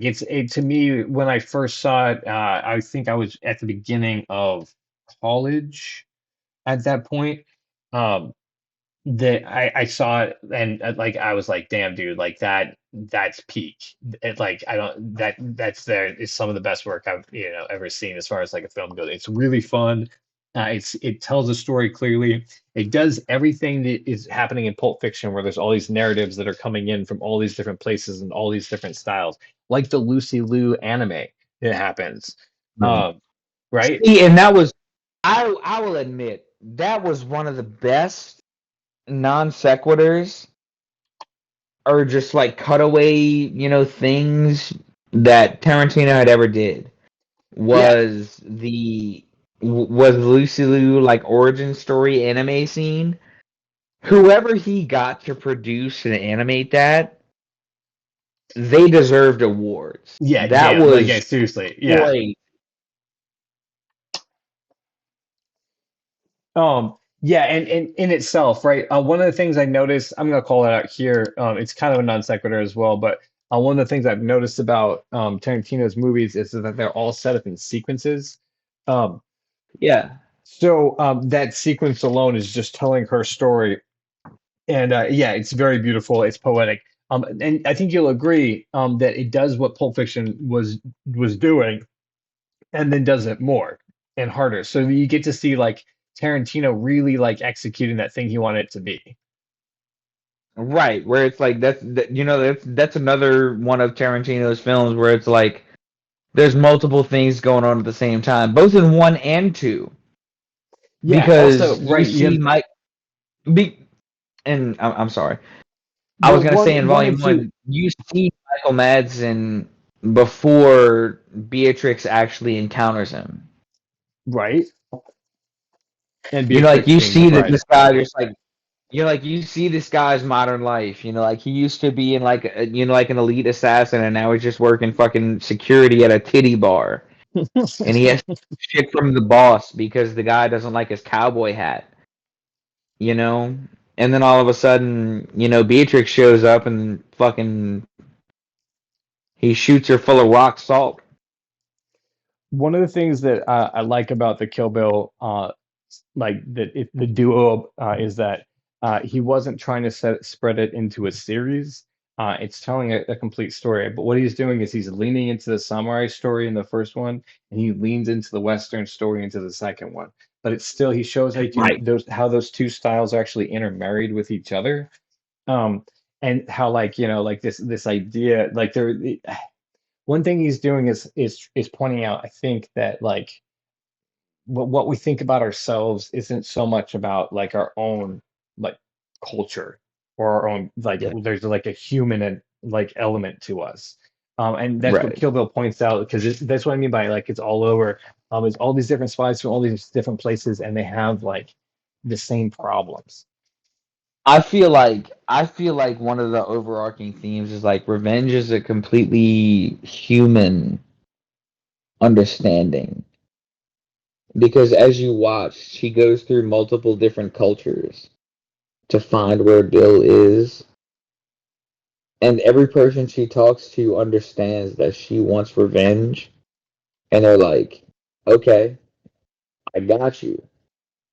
You know what I mean? Like she She talks to the also Japanese guy, she talks to Hattori Hanzo, she gets the sword made, and then in volume two, she goes to Mexico and talks to that cartel leader where Bill's mom was from, and is like, "Yeah, I need you to tell me about Bill and his mom, and like where he is, where he came from, if you know where he is." And like it kind of gives this theme that revenge is transcendent. Revenge is like human. it is. And actually, at the end of this fight that I'm going to pull up, are you watching the stream right now? I am not. My phone Um, is right next to me. let me tell me if this is coming through so that you can see it Yeah, too. I Okay, can do see you it. see Uma Gotcha. Thurman? I'm Yep. going to point out a couple of things that I like about this intro, but to circle back to what you'd said, at the end of this fight scene, she says the same thing to Vivica Fox's daughter. She says, I understand if in the future you want revenge and you come looking for me, and I will be waiting for you. Something to that effect. Um, but just to give background to what's happening here, a couple of things that are really awesome is that she's just come out of a coma. And the way Before that, you what's that? before you go into that, Yeah, do you want my opinion? opinion of He already foreshadowed a Kill Bill 3. really. Okay, I mean, there could Absolutely. be like, I mean, With definitely that, she with that one with that line. interaction Yeah, yeah, between the 100%. daughter, yes, Yeah, he I've foreshadowed a Kill Bill definitely 3. thought that, but it's going to be a different movie. Absolutely, It's yeah. probably going to be where the bride is viewed as a bad guys, and Uma's going to play it from that perspective instead of we see her as the Right. hero. I'm thinking that would be the angle, and it would be a kind of a cool capstone to his entire movie career to do a Kill Bill Yeah, Volume it's Three, gonna like be wrap like it up. daughter. For what I would imagine, it'd be like daughter of assassin comes to take revenge on assassin who killed her mother when she was like 9. Yeah, yeah. I think that it would be more of like, yeah, how John Wick has become like the ballerina. It's kind of like taking over that story. I think you would be probably watching the rise of a young black woman who has nothing but revenge on her mind. Because That would especially be as you sick. look at his, Fuck yeah, yeah, yeah, dude. you know what I'm saying? Like where like the Return of Black Mamba or something like that. Um, That would be they sick. yeah, especially if you look again at his later career, I think that that's a movie that he'd be interested in telling. There's something that it happens in this movie, and I will say this about Kill Bill, the rest of it, because you might be just seeing the clip that I'm about to play and be like, oh, this is a cool movie. But there's a lot of slaughter that happens. The fight against the Crazy 88 is one of the bloodiest fights that you'll see in cinema. Yeah, in cinema, I Although believe. it's not the most gory. It's just that he goes over the top with blood, and it's super fun for doing that. Yeah, and Um, like I said, one of the highest death tolls I think in modern cinema, aside from oh, like war movies and stuff. yeah, Like, 100%. But yeah, this is the peak of when he's doing that because this is the early 2000s. And something happens with Tarantino. We'll go over in part two, but I think he begins to not like gore as much as he used to as he gets older. But this is him as a young man thinking that see, and kicking ass is the coolest thing. Do you? I'm sorry. Sorry. one more thing I will say is these movies were meant to be like, love notes to the old school like Japanese samurai movies. Yes, And especially this one. what's Kill fun Bill about Volume One that is is a samurai movie with it was a love note to samurai movies. and what traditionally made samurai movies as gory as they were, fun fact, is a special effects malfunction. So it goes back to a Japanese movie that was filmed in the 70s. I don't remember the name of it. But a guy was supposed to get cut or stabbed with a sword, and he was supposed to bleed, but instead of just bleeding like real, gradually and slow like, the blood just went and Sprayed, sprayed all over the sprayed. place. And that became a whole gimmick for, samurai movies. And everybody loves it. I mean, that's a fantastic element. That who doesn't love it? And so he did go all out. He does love that Right. cheesy He type of definitely movie. right, yeah, like when you go back and look at the Crazy 88 fight, like that's definitely, like I said, just a love note to old samurai movies And a and fight that just we're like going to look at the next, because I absurdity don't and the want to spoil it too combat much. and the Um, choreography behind them. But there is something else I want to point out about this is that he also embraced this really like sparkly aesthetic for Kill Bill, which you notice that he doesn't have in Reservoir Dogs, and doesn't he like begins to play with it in Pulp Fiction, but now that he has this movie, he's like making a very pop film, like the truck behind Hmm. the pussy wagon, which that word of course is There's a going to need to bright be edited. palette behind it too, if you notice. There's a very bright, if you like versus Tarantino's other films that are very grainy and very like muted. This is the Kill Bill is one of the first films that is like very colorful and full. Yeah, I would say You yeah, this know? is his first like very commercial film. But it's not Yeah. actually because Jackie Brown is also, and so you see that he took notes from what people wanted, not just what Tarantino wanted, and so he started to Right. play more towards that. And I think that's just it's one of the things that makes this movie so successful is because He already found out how to express himself, which is good and important as far as like a creator is concerned. But then at the same time, he Mm, found out what also how people like it expressed to them, and so he right. delivered. Um, do you want ready to watch this? It's a 9 minute fight. We can talk through it too. Absolutely, yeah, dude. You ready? Yeah, Yeah, because this is one of the first yeah. times you hooked on. Honestly, we might have to talk through it so as not to get copyright stricken. Yeah, most of this portion is probably going to show up only on the Patreon because it will get a copyright strike. So if you're watching this, you're on the Patreon, and yay, thanks for doing that. We love you guys. Shout out to Jomo, who was on the show yesterday. We got to talk with him, and it's just awesome. He is our number one and longest and highest paying Patreon. So we appreciate what he is doing Definitely with missing us. Jomo tonight. I thought And Jomo was gonna be here. no, he came in on Jomo's. He came in for a drawing with Jack. He showed up with Kokomo. Look out for that episode. It was super fun. We had a good time. Um, so check that out. But also, Jomo is a voice actor with us, who has done heroes and villains. He is a man of many voices. Anyway, for the sake of time, I don't think we need to watch it. That does, unless you want to watch it. There's 6 minutes left. Yeah, I mean, like, dude, we could just keep it running while we talk, and then they'll fight again. That'll work. Yeah, because you didn't see the cinematography. See, even how they're setting up the fight already. This overhead shot. Yeah, I mean, like, Um, yeah, there's something like, that I appreciate a and lot again, about what he what does with a these. great fucking shot right there. Rarely do you see like a floor plan type of shot like that. It's, you know, Well, so this has to be done on a built set, which means that he has to decorate himself and right. light it himself. It's not like he found a natural place to do this. So you got to give him props for that. And when you see like this sort of thing, yeah, it's not a real location. Um, but Right. so in Django, I'm going to point out one point where he actually does use a real location to do exactly this shot, which looks like a fake shot, but I figured out how he did it. And so anyway, we'll see this That's at actually all. what they're speaking to each other about. Right. Um, I'm gonna fast forward for the sake of time. This is probably what we do want to see right here. But she I just can only hope. recognizes. Thank you for clicking on our video, There's everybody. the If shout you out to the like what you person who saw here, provided that video for us. We'll get back to this real quick here. Because that's just the first fight. Like Vivica Fox is, it like hooks you in. So Yeah, she's Vivica come back. Fox is one fight. Yeah, she's just come out of a coma. It turns out she got raped in the coma.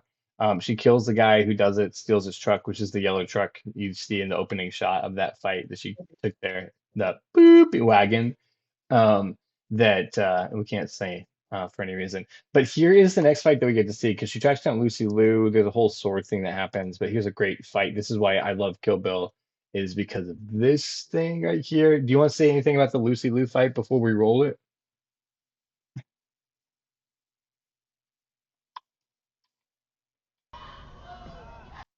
Logan Gifford. Am I zoned out again? Here I am. Oh, The stream kind of made it take a shit. But no, I was gonna oh. ask you, are we gonna do an extended episode tonight? Yeah, so we're not in the Might last as well, 15 huh? minutes. I'm thinking we'll probably go till 10. I think we can wrap up Kill Bill That's um fine. by about 10 o'clock. So our time. And that leaves us with like a 2.5 hour episode. Which Curtis, when I was talking to him about this, he was like, dude, you know that it's gonna be really hard to talk about movies in just 2 hours, right? I'm like, well, you know. Right. Anyway, is there anything that you want to talk about the Lucy Liu fight before we roll that fight? Man, the Lucy Liu fight. I would say the way Lucy Liu played her character, just how stoic she was. Yeah. Lucy Liu did an amazing fucking job Okay, so playing the part of the Kill Bill character. story, Like, right, of course, is that she takes over a mafia family. And she does yes, it at a corporate meeting of the heads. And it's awesome. So yeah, if you want to see a really strong Lucy Liu performance, um, you should watch that. that would be Kill Bill Volume 2, I believe. Do they, is that where, no, well, she gets killed here in volume one, spoilers, but do they cover it more in volume two? No, I apologize. I'm mixing my movies up. It's basically one movie. He switches tones in the middle of it, and so it's only fair to split Yeah. it into two movies. I mean, I mean, yeah, sure, you can tell the snow. Sure, you can tell the snow is artificial, but do you Sure. give a shit in the moment? No. No, but also there's a lot of practical effects that are going on. Like he has lit this whole scene. Like everything in the foreground is definitely real. Like all this stuff right here, this is built. This is a set that he built and composed. The snow is Right. placed where he wanted it to. The sky is lit like he wanted to. You know what I mean? And so then he also, he's done his homework just to make like a good fight in this series. It's actually this next one. We're kind of lumping them together. To me, Kill Bill Volume 2 doesn't need to exist except for this scene. Kill Bill Volume 1 introduces Daryl Hannah's character, and she has a song So where it's they the fight fight in the and trailer with Daryl Hannah. what's that? Yeah, the fight in the trailer It's with the Daryl fight. Daryl Hannah. I Is definitely feel like Michael Matt, her getting popped and showing the whole flashback while she's in the grave is necessary as well, I would say. I mean, it is. I just say it doesn't rank as like really high fights. So the reason that I like Kill Bill Volume 1 and 2 is because of the fights with these women. I think they show really powerful women, and I think that's really awesome. I think that Tarantino has respect for women as people and not just as objects, except for their feet for some reason. Um, because what is interesting and what I love about Tarantino is he doesn't seem to objectify them much. He actually likes to show a character that is like, it doesn't matter what their gender is, they're awesome. And that's what the whole thing with Kill Bill is that Uma Thurman is like an awesome, powerful samurai. You could argue this being whitewashed, but like she is living the traditions so that she's capable of coming out of a coma, teaching herself how to walk again, and then going on a mission of revenge. That's the bride's Like the story. whole the whole So flashback scene is for the point of the 1 inch punch that helps her get out of the coffin. yeah, exactly. Right, yeah, she gets buried alive. Right, and that's in this story, right? It's in Kill Bill 2 that because it goes into the Western Yes, part of it, where we finally get to see her yes, backstory. And so yes. I need to go back and rewatch it because I don't think I had full appreciation for the Western part of this story before. But I was even convinced as a skeptic of Tarantino through this fight. Is there anything you want to say about Daryl Hannah before we roll into it? Never seen much of Daryl Hannah either before or after this. So this is what's Personally, I interesting wasn't. about her casting is that she's considered the pretty woman um, for most of her career. Daryl Hannah would be like your sex icon, and this is what I'm saying about Tarantino is that I find it interesting that he wants to cast someone who is like a sex icon as like a It put her powerful, in an eye patch. yeah, put her on an eye patch and Yeah, then make her fight to the death. yeah, make her Because evil. yeah, so it just he does interesting things with them and uses them, I think, for like he doesn't use them, like he like gives them power. I think that's what he does with all his characters, and I think that's why Samuel L. Jackson really looks good always wearing it. I think DiCaprio has been looking really good wearing it, because his characters are empowered to take action. Even Travolta, who, at that point people didn't know what to do with Travolta because he had been, like a kid celebrity who could dance and sing. And then because of Pulp Fiction, they're like, oh, okay, he has potential to be things because Tarantino gave Yeah, him something where his character had agency and made decisions. So yeah. yeah.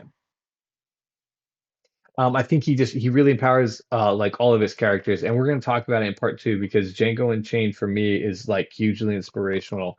And I would like to hear what other people think about that too. I know it's one of your favorite Tarantino movies. That's what I like. I think we should save it for Django sure. is a great fucking movie. So, and then she doesn't have to kill her because she's given her a fate worse than death for everything she's done. Right. And so you have to be A like, fate worse than bravo, death. Tarantino for You're good right. writing, good cinematography, good character work. Um, so, I mean, man, and that's why I say that is see, the and peak. people want to shit on Kill Bill. They're like, oh, it's cheesy. And I don't, know, the acting isn't that great. Fuck you, dude. That's a Uh, great yeah, film. I don't know which Kill Bill they're watching because it's not the one that's real.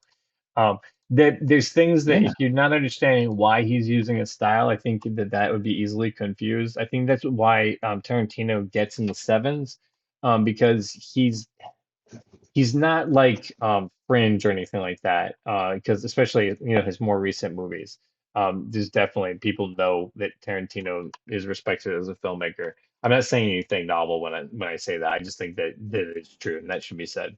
Um, but I think that with crap. Do you remember what we were talking about just before that? People will shit on Kill Bill movies.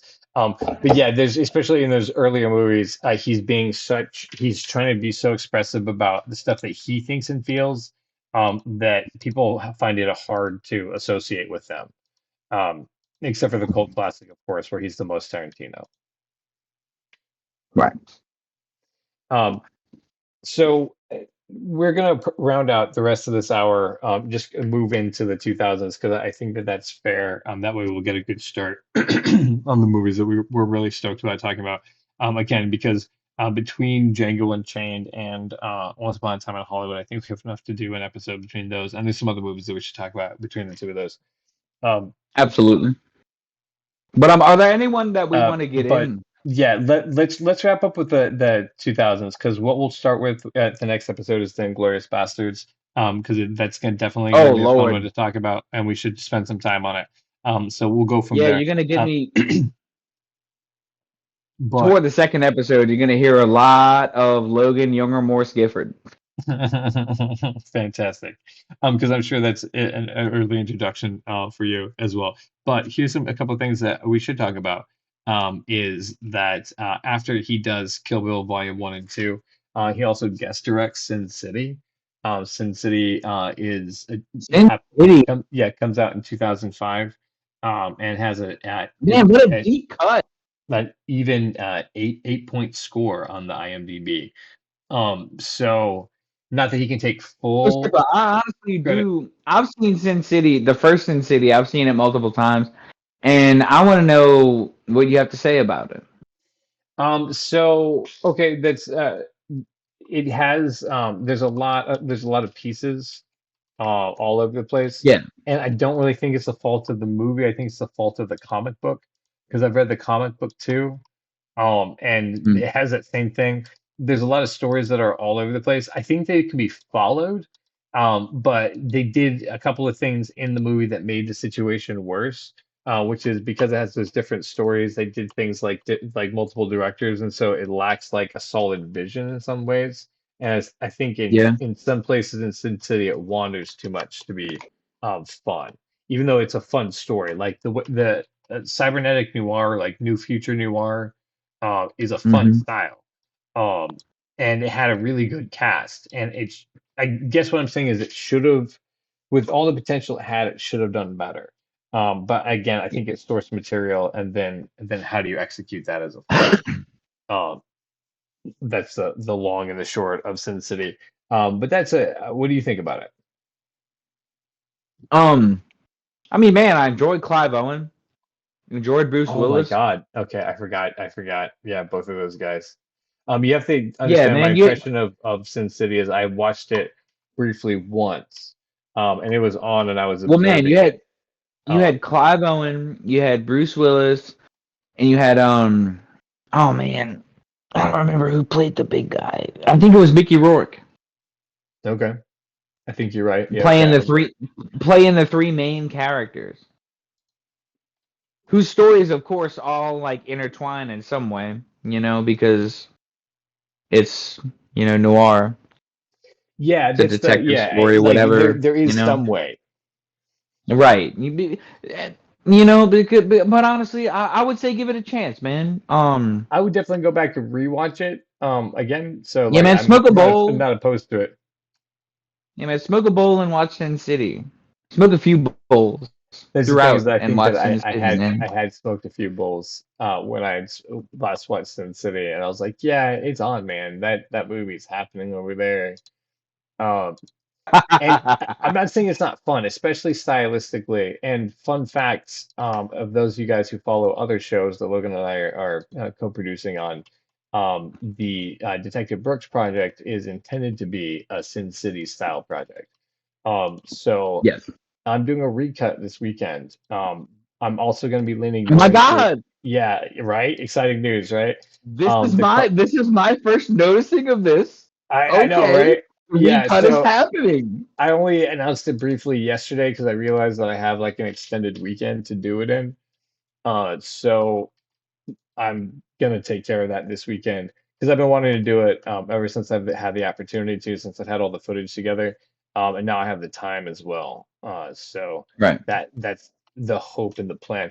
But I'm gonna be leaning more into that cartoony style, kind of doing the noir thing. And I'm not sure how Hmm. extreme of cell shading we're gonna be doing. But I kind of that was what the original intention was. So, just to honor Pat and his idea for what he wanted for it. I don't think the first iteration hit that as well, but it still had that feeling, I guess. So I've been Yeah. told. So yeah, anyway, Sin City is an inspiration for Detective Burke's project. If you guys haven't checked it out, it's on the Wigs Wags YouTube. And then we can close out the kind of the thought before we do the wrap up with Death Proof and Planet Terror. 2007 Death Proof gets a 7.0. I didn't look at Planet Terror because I didn't. It's not actually a Tarantino movie. If you want to look it up on like IMDb real quick, in my opinion, it's the Well, better I've of the two seen movies. I've seen them both, and actually They came out as a box Tarantino set has a together or pretty something. yes, and What's the cameo? the movies are meant to be watched together. Yeah, facts. Yeah, yeah. Even though they seem very different from each other, but yeah, they do. They're a grindhouse film, So and so they have a yes, distinctly different style. It's very like stylistic of like the '70s yes, films. Actually, Death Proof is a remake of an old yeah. So '70s Death film. Proof is Kurt Russell in a car that's supposed to be death proof, It's and he's a stunt driver and whatever, and IMO cheesy as hell. I yeah, that like he ends up killing people and whatever. And then Planet Terror is a zombie horror film, yeah, but and of course that's in what such a peaked, bizarre way. of course. But the one thing that I remember about Actually, this hang on movie, real quick before we run off that. This is the first time I really thought about how similar that movie is to From Dusk Till Dawn, because it's like camp horror. Because that's the same thing with Dusk Till Dawn is that it's like very like you're not terrified by the vampires. You just know that they are scary and they can kill you, but it's in a silly way. And so it's the same thing right? with Planet Terror. Like the zombies are out to get you, but like this girl's got a gun for a leg, Right. which is a true thing that happens in that movie. Also, another true thing that happens in that movie, Quentin Tarantino has a cameo, Yeah, right? where is that? So it's a lady, I believe, who's like locked in like a storage room or something. He's the lady? Oh, I'm sorry. Hang on. Just I'm sorry. No, and Quentin Tarantino is in there, and he's about to turn, Oh, but okay. Quentin wants to fuck. Oh, jeez. So there's a pretty graphic scene of like as he's turning, he pulls his pants down and then his balls like melt off of his body. What? Are you? Oh, we watched the same Planet Terror? I may have seen an unrated version, my guy. I'm not sure. I Also, may I have seen a think, director's okay, cut. in all fairness, the only reason I watched those two movies is because there's a Netflix and chill situation, and I Mm, I know that I've seen them. They were definitely on. So less attention was paid to them. So yeah, that could have happened. like I'll definitely have to that point of rewatch reference may be from like a DVD copy in like 2010. the unrated You version. know, It could be. right? You know, but that was definitely a thing that I saw. That is definitely a graphic thing. I wonder if you have Mandela syndrome or if it's you know if it is an actual thing. Uh anyway, when we meet Nah, again. no. So, Tarantino definitely had his balls melt off in Planet Terror. I saw so it. you don't think it's Mandela syndrome? Absolutely not. That Okay, happened. sweet. Well, we are in the last few minutes of the show, about like 10 or so. What do you think so far? Where we at with the Tarantino situation? Um, The I Tarantinism. think we're at a good pace. I think there are some things that we have to revisit in Pulp Fiction as far as like characters. Like Marcellus Wallace. I feel like Well, we need to talk about Marcellus Wallace. there are a lot of cool callbacks and contrasts between early Tarantino and later Tarantino. And actually, that's one thing that we should sum up right now, just because it was glossed over. But the cool black guys thing, which Tarantino did, this is one of the reasons why I'm not a huge fan of Jackie Brown, and also not a huge fan of the way that uh, the Ving Mortensen character, Ving, is that his name? Ving Rhames character. Big Um, Rames. yeah, Ving Rhames character is portrayed in Pulp Fiction. It's because Tarantino does blaxploitation-esque moves with them, so that they're not like it's not super respectful to them as people. The way that I was just complimenting him on like doing Good Women. I think that he was like using us like cool guys. Now that could be said in in Jackie Brown, for instance, Samuel L. Jackson is playing One like thing. a gun runner, and he's like buying people's he's paying their bail so he can kill them. You know what I mean? So he's like playing the black stereotypes. And that's the same thing in like Pulp Fiction. So it's like kind of problematic. Now, I think that we Right. can reference those in his like One thing later I will years, say. because there's a good contrast. Logan, sorry for One thing rambling. I will say. Yeah, And I apologize for cutting you you good, off. bro? You good? One thing I will say about your your character critique of Ving Rhames. Yeah, sure, he's a cool guy, but he's not the cool black guy. The cool black guy is Samuel L. Jackson. It's Oh yeah, yeah, you. for sure.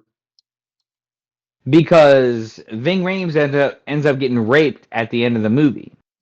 True, and then also like kind of problematic, but then also like the this like the type of character that Samuel L. Jackson is. Originally, I mean, some lore is that that character was supposed to have an afro, so that he was like the very picture of like a black expectation character. And then due to a miscommunication mix-up, from what I understand, or something else that could have happened that no Yeah, one Sam Jackson telling. had a perm. He was like, "No, dude." He got a Jerry curl wig instead. So that's the unofficial official story that I've heard about that. So you know what I mean. So it's still like kind of stereotypical black, and so he's what I'm saying is he's playing the black stereotypes and like okay, so the thug getting raped, cool, gotcha. And then we have a cool black guy. But then also he does interesting things like so okay, with the Jackie Brown again, drug runner. Jackie Brown is a black woman who gets in trouble for smuggling drugs, right? So again, problematic. But if you look at it from there, I would say, yeah, he's got some issues. In his upcoming later years, I think that like Django Unchained speaks like really well to like who he is, um, and to the point that in See, and I the was glad that you received Django well. dude, it's a great film. I think Django Unchained is everything that Black Panther is trying to be. Yes. And I would love to see more of those movies. I have one qualm with it. It's minor, but we'll address it when we get back together to talk about this. But yeah, it's just like a really minor thing because I think he had more potential. But Right. it's funny because like Tarantino he in my mind has like he just does things like so well. So then like I to critique him is like only to be like you could have made another choice that was different, and there's always that option is that you can make choices that are different creatively. It doesn't make Right. one more true or less true. Um, but that's my only thought with like Django. But yeah, the whole like concept of it. I think that he was like and then the other thing is that like he's also problematic for excessive violence in his early years, and I think that in his later years what you begin to see is that he only does it when he has to, um, Right. and he makes it like more reasonable as to like why violence should be used, and only bad people use violence, because I think and I'm not positive about this. I've never heard him say this or confirmed anything like that. But like what I get from his later films versus these ones is that he like doesn't like the fact because he's living in a post 9/11 world, right? Like most of his movies before that are happening before 1999 when Columbine's happening.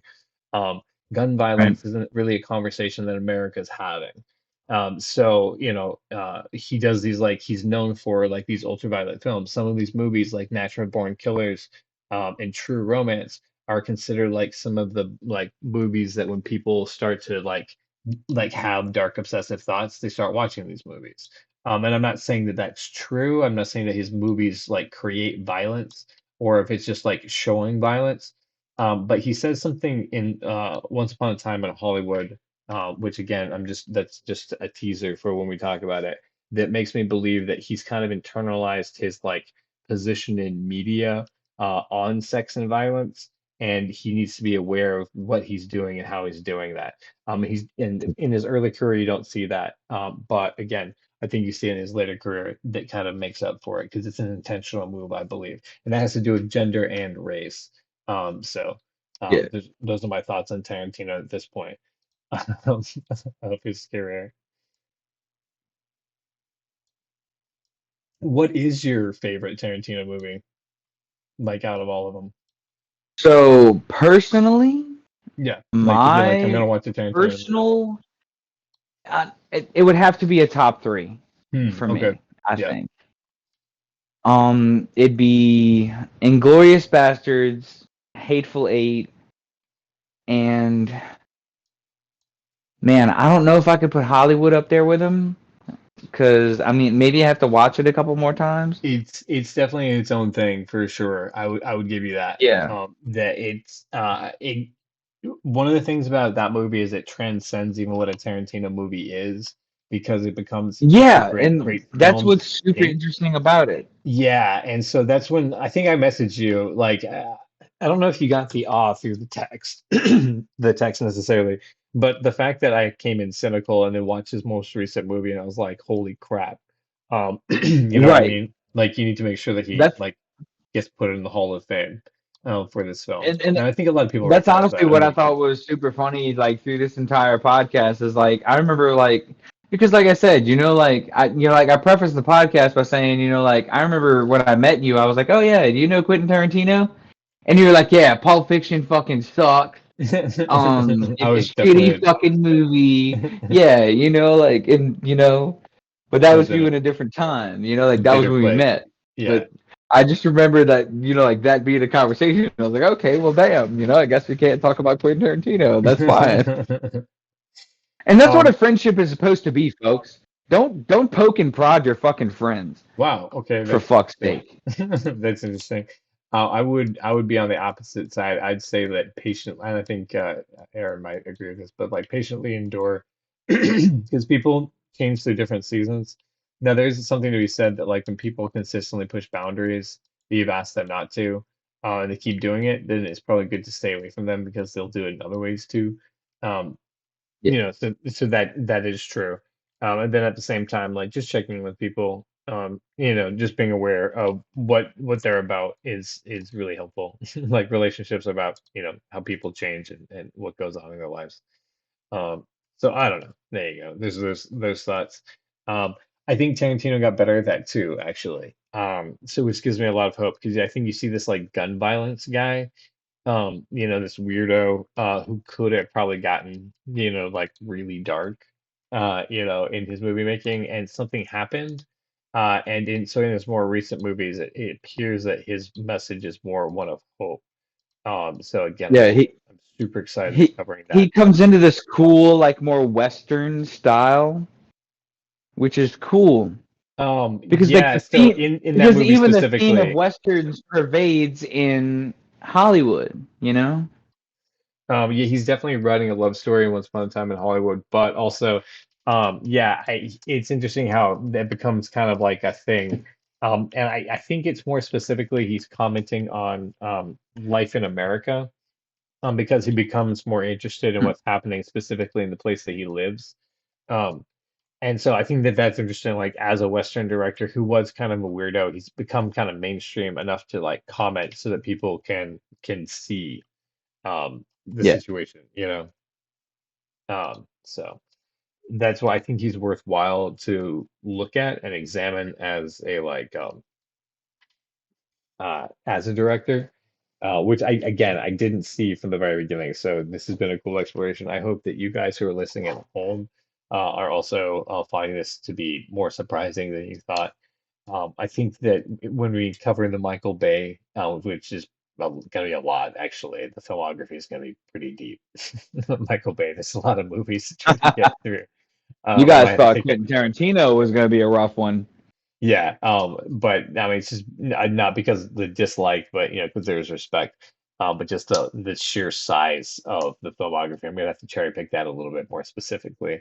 Um, Yeah, it might be 4 parts if we go through everything. right, maybe so. But yeah, no, so that's a very I think that like looking at the bigger picture of who Tarantino is, I think he's a valuable asset. I hope you guys are finding that to be the case too. This is a Cox and Space podcast. This has been Flicking with Skip. We are still making progress with the animation frames with what we've got, but you can help contribute in a lot of different ways that we've talked about. You can go to coxandspace.com, get in touch with our Discord, our Patreon, our Facebook.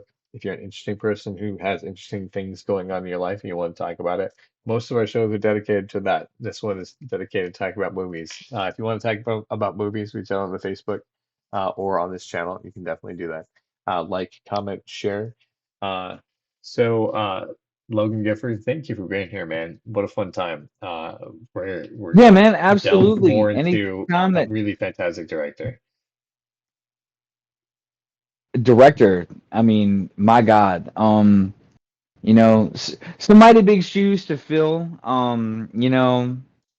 If you guys don't know, I met up with these guys, like less than a year ago, and Cox and Space has been in formulation for more than 10 years. So, very excited to be a part of the production. Very, very excited to be honored with, you know, um, the title of co-writer, director, and things as such. Oh, For Skipper sorry, Marazi, this you has been misunderstood. Flicking with Skip. I didn't mean to make that. I said that Tarantino, of course, is a director. With who should we respect? Oh, I'm sorry. I I thought not you that. called me a director. I was Not, like, Jesus. I was like, oh my God. right. No, Okay. that's a big responsibility. I wouldn't be trying to heap on you so quickly. I was like, oh my Uh, God. but guys, thank you so much for listening this far into the podcast. If you were in the Discord, you can catch us in the after show where we hang out and talk some more. But we're gonna be signing off for now. This is Skip Marazzi and Logan Gifford for Cox and Space. Bye. Sayonara.